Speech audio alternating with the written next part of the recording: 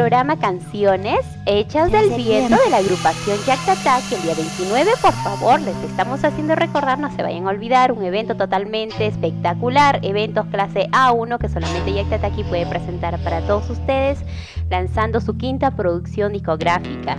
En audio y video, por favor, no se lo pueden perder. Habrá encuentro deportivo, platos típicos. Estoy segura de que no se van a aburrir en este evento que se estará realizando el día 29 de noviembre en el local Perlas Chayay, en el Pisci Granja, donde vamos a poder degustar de los riquísimos platos de chanchito a la parrilla, papachamán, el patito a la costeña, imagínate. No, ya tengo hambre, en serio, Roxanita, ya no, ya quiero, ¿no? ya. Pero nosotros hemos tomado nuestro juguito en la mañana, pues, para mantener la línea, porque si no, imagínate. Sí.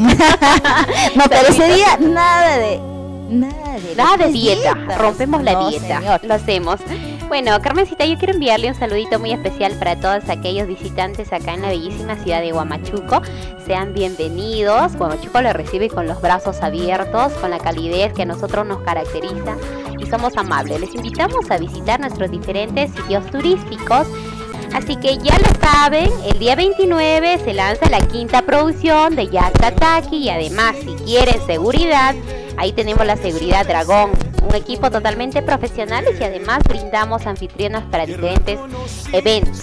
Cualquier información, Girón Lara 225, llamar al RPM 9520 62118. Vamos a presentar nuestro éxito de la agrupación Yactatá, El Indio Enamorado, para ti, Huamachuco.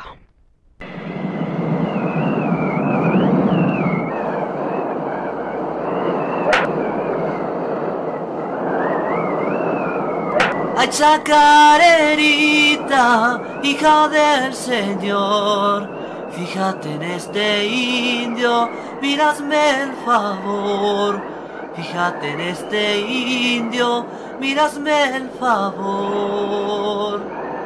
Óyete pues, indio, tengo una esperanza, porque estos tus versos llegan hasta mi alma, porque estos tus versos llegan hasta mi alma.